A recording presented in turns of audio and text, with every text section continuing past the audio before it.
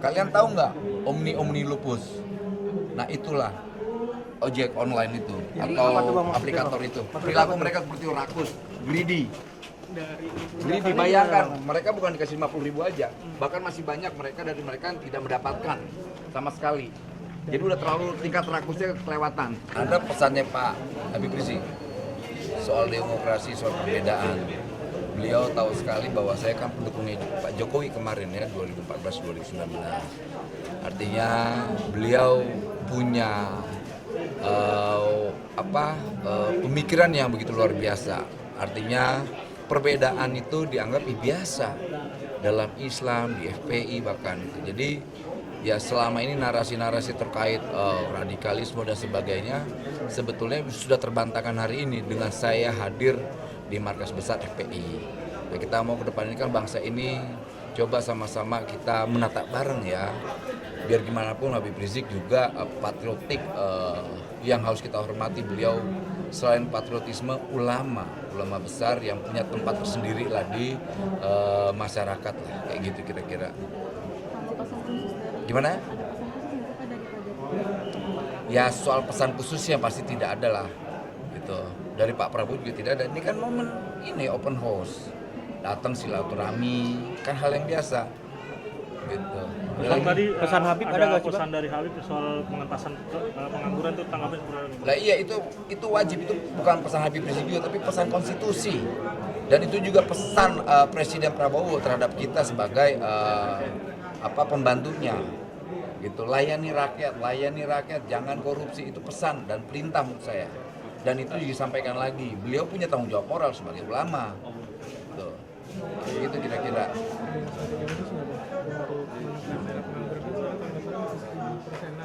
Ya, kita pasti punya formula tersendiri. Pertama, kita akan melakukan kolaborasi terhadap kementerian lembaga soal rekrutmen tenaga kerja. Dan ini nanti ada hasilnya. Kedua, kita akan koordinasi dengan mitra-mitra industri terkait rekrutmen tenaga kerja juga. Gitu. Tadi ada yang menarik soal lulusan S1, S2 jadi ojol sama ART. Itu kan nggak sesuai sama latar belakang pendidikan dan pengalamannya, Bang. Akan ada strategi khusus atau langkah khusus biar lebih sesuai gitu. Ya, yang pasti gini, mereka melakukan hal itu pilihannya kan karena tidak ada lapangan pekerjaan. Lalu itu kedua, ya ada syarat-syarat tertentu yang akhirnya mereka tidak masuk dalam syarat itu. Misalnya pekerjaan ini dibutuhkan hanya SMA, S1, misalnya mereka S2, yang gaji mereka saya kasihan. Nanti ke depan itu banyak lapangan pekerjaan sesuai spek dan pendidikan mereka. Gitu. Jadi kita akan cari lapangan pekerjaan sesuai dengan spek yang mereka inginkan. Gitu. Itu penting, itu juga menjadi penghambat itu. Penghambat orang mau bekerja dihambat dengan syarat-syarat ketentuan umur yang akhirnya maaf.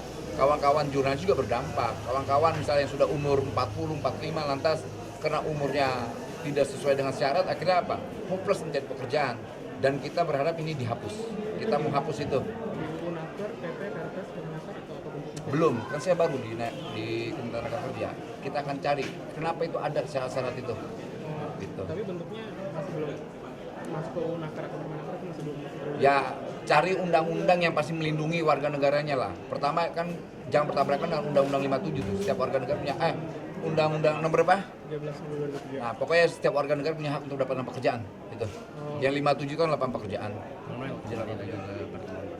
Tadi kan dengar Habib Rizik itu masih mengutarakan kritikan atau Bapak Jokowi itu ada tanggapan yang Emang itu karakter Habib Rizik, dia orang kritis. Beliau itu orang kritis. Kita mau larang dengan sikap kritik yang nggak boleh dong. Sama halnya saya mengkritik hari ini, itu hal biasa, lumrah. Jadi jangan karena orang kritik langsung kita bungkam, nggak bisa. Beliau aktivis dengan stylenya sebagai ulama, ya begitu langgamnya. Dan dengan karakter saya juga langgam saya begini nih, gitu. Masa kita harus membatasi langgam orang, nggak boleh dong. Gitu. Saya hormati sikap beliau tadi, dan beliau juga menghormati sikap saya. Saya sebagai pendukung Jokowi, beliau anti Jokowi, dan itu kan biasa. Ada nggak kekerasan tadi tunjukin? Nggak ada kan? Oke, artinya pertemuan hari ini tuh ada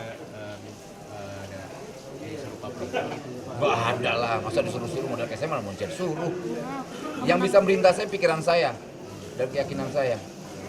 Dan orang itu tahu semua soal itu. Tapi ada tujuan khususnya nggak sih Bang, dari pertemuan hari ini, apakah mendamaikan antara Pak Jokowi dengan Pak Rizik? Ya insya Allah semoga itu kalau seandainya itu yang kita inginkan, itu juga diinginkan oleh bangsa inilah. Antara dua tokoh bangsa ini, Pak Jokowi dan Habib Rizik, ini kan tokoh-tokoh yang punya tempat yang untuk bisa dihormati oleh kita semua. Gitu. Karena orang kan juga punya narasi besar di depan sana, jangan sampai tokoh dua ini ketemu, bahaya. Gitu. Karena kalau ketemu, kasus yang 58 itu yang kawan-kawan FPI tembak itu akan terbongkar tuh. Bang Noel, kemarin Pak Karding bilang masyarakat Indonesia jangan Itu himbauan secara moral benar. Karena kenapa? Yang kita takutkan kawan-kawan yang bekerja di Kamboja itu menjadi apa? Operator judi, scamming. Kalau enggak, mereka diambil ginjalnya tuh, dicuri organ tubuhnya. Apa yang dilakukan Pak Karding itu benar secara moral dan betul sekali dan kita dukung. kan lapangan kerja di Indonesia juga semakin sempit. Nggak sempit, nanti naik kok. Sabar aja, sabar. Kita berjuang. Kita tidak tutup mata persoalan lapangan pekerjaan ini. Negara tidak diam. Yang kita lawan sekarang ormas-ormas, pejabat-pejabat yang mentalnya kayak ormas, yang suka meres. Kemudian calo-calo tenaga kerja. Nah era sekarang kan tidak ada di era Pak Prabowo, mau diperes. Dilawan tuh sama Prabowo, presiden saya. Presiden saya cuma perintah ini, jangan korup, layani rakyat. Udah, itu. Bang Noel, sampai tanggal 29 Maret ada 1.322 laporan yang mengatakan bahwa ada sekitar 1.200 perusahaan belum bayar THR. Ya. Awal bulan lalu itu Pak Yas sudah bilang bakal ada sanksi atau denda. Ini kira-kira ada sanksi yang akan dijatuhkan ke 1.322 ini. Karena itu yang jawab menteri saya. Tanya ke menteri saya lagi dong. Oke, terima kasih Bu semua ya. BHR gimana Pak update-nya Pak? BR sampai BR. Ojol. Ojol. Yang lupus kemarin bukan ada pemanggilannya secepatnya kan Ada 61. Kalian tahu nggak Omni Lupus? Nah itulah ojek online itu atau aplikator itu. Perilaku mereka seperti rakus, greedy. Greedy, bayangkan mereka bukan dikasih 50.000 aja, bahkan masih banyak dari mereka yang tidak mendapatkan sama sekali. Jadi udah terlalu tingkat rakusnya kelewatan. Dari 61 pengaduan Artinya ini Itu. tuntas berapa? Apa? Dari 61 pengaduan BHR sampai 29 Maret berarti belum ada yang tuntas. Nanti saya cek data itu ya. Saya belum dapat data itu. Pak Menteri dapat, saya berapa? Kapan dipanggil Pak aplikator Pak? Secepatnya kita akan panggil ke kantor kita. Hari Senin Yang jelas gini, negara dibohongi, presiden saya dibohongin, menteri saya dibohongin, rakyat dibohongin, driver ojek online dibohongin. Dan kita akan tuntut itu. Itu aplikatornya semuanya dipanggil Pak? Apa Kita hanya panggil beberapa semua sih? lah, kita panggil semua. Berarti akan dituntut ya Pak ya? Ya soal tuntutan kita lihat nanti. Yang jelas akan kita panggil. Tapi mayoritas ada operator Operator kita yang audit sendiri tuh. gitu Bang? Kita lihat pajaknya, kita lihat semuanya. bisa ditulis hari Senin Pak dipanggil nggak? Pokoknya kita akan panggil aplikator-aplikator itu. Mereka jangan buas dengan rakyatnya. Mereka udah bohongin negara, bohongin presiden saya, bohongin kita, bohongin menteri, bohongin rakyat, semua dibohongin. Ini termasuk Gojek sama Grab ya Bang? Semua lah aplikator. Itu semua aplikator. Ya. Berapa? Gojek, Grab, Vaksin atau ada Ya semua pokoknya. kuning hijau. Platform digital, mau hijau, kuning, apa, abu-abu kita panggil semua. Oke. Bang. Thank you ya, makasih ya.